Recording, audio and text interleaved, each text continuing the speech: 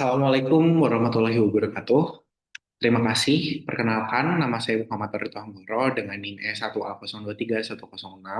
Di sini saya akan mengupas mengenai tugas makalah hukum pajak kelas tahun 2025 bersama Pak Aditya Pradana SHMH, di mana saya mengangkat mengenai permasalahan problematika akar rumput penerapan retribusi penjualan hasil produksi usaha pemerintah daerah atau BUMD. Sebelumnya, untuk memulai, saya akan memulai dari latar belakang. Sebenarnya, retribusi daerah itu apa dan seberapa penting? Retribusi daerah merupakan instrumen yang terpenting dalam salah satu instrumen penting dalam pendapatan anggaran daerah. Artinya, retribusi daerah ini menjadi salah satu bagian dari PAD yang dimiliki oleh daerah-daerah. Dasar hukumnya bisa kita lihat pada Undang-Undang Nomor 1 Tahun 2022 Undang-Undang HKPD Pasal 88 Ayat 3, terkhususnya untuk retribusi daerah di dalam BUMD itu adalah di huruf I. Pertama, kita harus melihat dulu sebenarnya retribusi itu adalah apa. Retribusi merupakan cerminan kemandirian fiskal daerah, atau kita bisa lihat retribusi ini sebenarnya bukan hanya sebagai suatu pendapatan bagi daerah, tapi bagaimana retribusi ini sebagai indikasi bagaimana kemandirian fiskal di suatu daerah itu berhasil. Artinya, ketika suatu daerah sudah memiliki kemandirian fiskal, maka kita akan melihat implikasinya terhadap retribusi yang ada. Ini adalah sebuah mekanisme untuk melihat atau setidaknya untuk mengawasi apa yang sudah terjadi di dalam daerah. Tapi yang ketiga, mari kita lihat doktrin stewardship dan stakeholder, di mana pemerintah daerah sebenarnya bertanggung jawab memberi manfaat bagi masyarakatnya. Artinya, kemudian ketika pemerintah daerah ingin memberdayakan semua yang ada di dalamnya, mereka harus memberikan manfaat dalam masyarakat melalui bentuk-bentuk seperti badan usaha milik daerah dan pendapatan asli daerah yang bisa digunakan untuk keuntungan-keuntungan bagi masyarakat, dan itulah pentingnya PAD. Namun kemudian kita akan melihat permasalahan di latar belakang ini adalah realita kontribusi retribusi masih rendah, misalnya 8,6% PAD nasional itu merupakan dari retribusi, sehingga retribusi ini tidak bisa menjadi suatu hal yang kita pegang secara utuh, secara penuh, nggak bisa menjadi satu-satunya bagian, bahkan tidak signifikan kontribusinya. Dan beberapa kasus-kasus di mana pada akhirnya BUMD dan retribusi yang dikenakan terhadap BUMD ini masih memiliki permasalahan. Namun yang kedua, dalam rumusan masalah, saya akan menuntaskan bagaimana regulasi retribusi penjualan hasil produksi BUMD mengatur kemandirian fiskal daerah dan apa problematikanya. Dan kemudian tujuannya tentang manfaat teoritis dan praktis dari permasalahan yang sudah disampaikan tadi. Tapi dalam pembahasan ini saya akan mulai dengan regulasi dan kemandirian. Sebenarnya apa permasalahan yang sebenarnya terjadi dan apa pentingnya? Kita lihat bahwasannya kita Indonesia menganut prinsip otonomi daerah, dan sebagai salah satu prinsip otonomi tersebut dilaksanakan adalah melalui kemandirian fiskal sebagai pilar utamanya.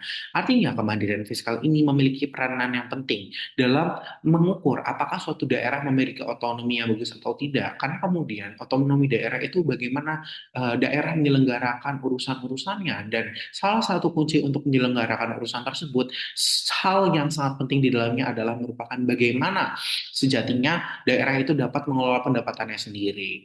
Tapi yang kedua, kita akan melihat BUMD ini adalah instrumen instrumen peningkatan pendapatan anggaran daerah yang aktif dan pengembangan ekonomi lokal. Artinya di sini BUMD ini memiliki dua dua parameter ekonomi yang jelas. Bahwasannya pertama, ini akan bisa berguna untuk manfaat seperti retribusi daerah melalui peningkatan PAD. Namun yang kedua, BUMD terlepas dari manfaat retribusinya, itu dapat mengembangkan ekonomi lokal sehingga kemanfaatannya bekerja dalam dua lingkup sekaligus. Dan dasar yuridisnya bisa kita lihat dalam Undang-Undang KPD pasal 1 angka 22, di mana pada akhirnya retribusi daerah ini adalah sebagai instrumen penting untuk memberikan izin bagi pemerintah daerah itu sendiri kepada secara general kepada badan atau perorangan yang dalam konteks ini adalah BUMD itu sendiri. Sehingga izin-izin yang diberikan ini kemudian memiliki hubungan transaksional melalui adanya retribusi. Dan ya artinya kemanfaatan dari BUMD dan mengenai kemandirian ini adalah sangat penting karena kemudian retribusi ini akan menjadi salah satu indikator penilaiannya apakah ini berhasil atau tidak. Namun kita lihat dari cita-cita yang diinginkan, apa sebenarnya realita yang terjadi? Problematikanya simpel, adalah implementasi. Studi kasus menunjukkan seperti di Kabupaten Sumeneb, harga garam dan biaya produksi itu bisa memiliki ketidakseimbangan, sehingga kita melihat adanya mismanagement di sini. Tapi kemudian yang kedua, tidak hanya mismanagement, kita melihat bahwasannya BUMD ketika manajerial yang sudah baik sekalipun bisa saja tidak menyentuhkan retribusi atau pajaknya. Contohnya itu ada di Tangerang. Dan kemudian di Lebak ada kasus penggelapan retribusi di TPI Bindungan. Artinya tidak hanya proses manajerialnya, tapi bagaimana proses manajerial BUMD dan retribusi bahkan pengelola retribusi ini sendiri masih memiliki permasalahan. Dan faktor ini bisa kami generalisir ketika kita melihat lemahnya SDM dan integritas aparatur, minimnya transparansi dan digitalisasi misalnya, dan lemahnya pengawasan dan tata kelola. Hal tersebut yang pada akhirnya akan membuat sia-sia segala prinsip kemandirian otonomi daerah yang diinginkan ketika kita berbicara undang-undang KPD yang menginginkan retribusi ini memiliki kemaslahatan bagi pemerintah daerah maupun masyarakatnya, dan BUMD ini kemudian berhasil untuk memberdayakan orang-orang tersebut. Makanya, dalam makalah ini, saya memberikan solusi bahwasannya hal yang perlu digenjot dalam permasalahan ini adalah permasalahan harmonisasi regulasi. Regulasi dalam arti apa? Saya paham betul bahwasannya Undang-Undang KPD tentu memiliki peraturan pemerintah dan perda untuk mengatur hal-hal teknikal yang harus disesuaikan dengan kondisi dan relevansi daerahnya masing-masing. Namun kemudian, yang kami maksudkan di sini adalah bagaimana harmonisasi regulasi itu uh, memiliki sinkronisasi dari atas ke bawah ketika dalam proses pelaksanaan. Artinya ketika pelaksanaan ini tidak hanya mengacu kepada suatu hal-hal yang prinsipal saja, tapi praktikalnya itu bisa efektif sampai ke akar rumput. Kemudian adalah penegakan hukum tegas terhadap pelanggaran. Artinya di sini ketika melihat permasalahan di mana masih adanya retribusi yang digelapkan dan lain sebagainya. Kita melihat bahwa penegakan hukum itu kurang tegas memberikan pelanggaran. Dan saya rasa di sini permasalahannya semua eh, secara simpel terjadi karena ketidakkonsistenan aparatur, dan kembali lagi bagaimana harmonisasi regulasi ini tidak hanya ketika diciptakan tapi ketika dilaksanakan. Ketiga, bagaimana solusi praktis yang bisa kita capai untuk masalah jangka pendek. Simpelnya adalah digitalisasi retribusi. Mengapa? Karena retribusi yang terintegrasi dengan kas daerah misalnya, atau ya retribusi yang bisa kemudian bisa dilihat akuntabilitasnya oleh pusat dan daerah karena sistemnya terpadu misalnya, itu akan membantu bagaimana tracking money atau tracking keuangan dan finansial itu menjadi lebih clear dan jelas, dan itu bisa kita lihat trennya misal dalam penggunaan QRIS misalnya, dan dalam penggunaan digitalisasi finansial yang membuat wujud dari uang itu nyata dan aman ketika kita masukkan ke dalam ya sistem-sistem digital. Namun yang ketiga, kemudian pada akhirnya permasalahan ini juga dimulai dari apa? Dari tata kelola BUMD yang jelek. Kalaupun retribusinya sudah melakukan retribusi dan lain sebagainya, itu tidak cukup. Ketika BUMD-nya sendiri mungkin belum memiliki kapasitas yang mumpuni, belum ada good corporate governance misalnya di sini.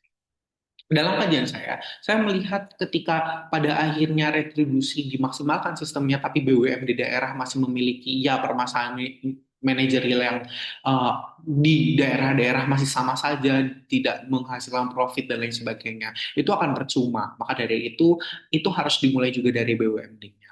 Namun permasalahan ini semua bisa kita tarik garis lurusnya terhadap peningkatan kapasitas SDM. Pemerintah sepatutnya memiliki insentif dalam pelatihan dan integritas masyarakat.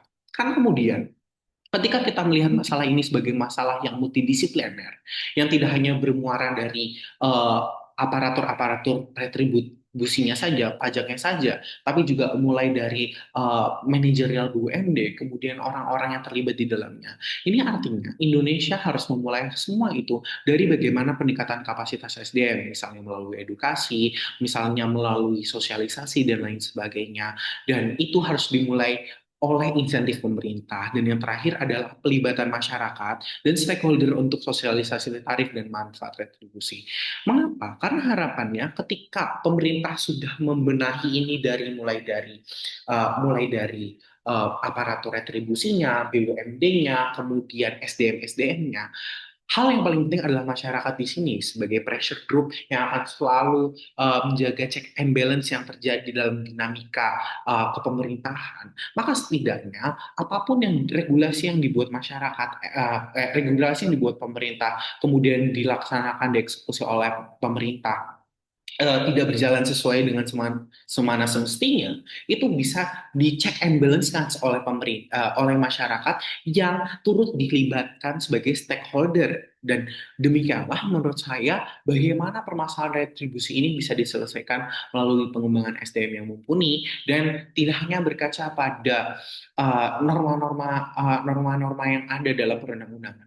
Karena pada akhirnya hal tersebut akan sia-sia ketika masyarakat yang mengeksekusi, karena kita berbicara soal BUMD yang ada di daerah, ketika orang-orang yang ada di daerah itu tidak tahu caranya bagaimana, tidak tahu cara memanfaatkannya atau salah dalam memanfaatkannya atau memiliki niat jahat tertentu dalam melaksanakan ya kebijakan-kebijakan publik. Yang artinya di sini harus dimulai dari stakeholder penting yaitu kapasitas SDM dan pelibatan masyarakat.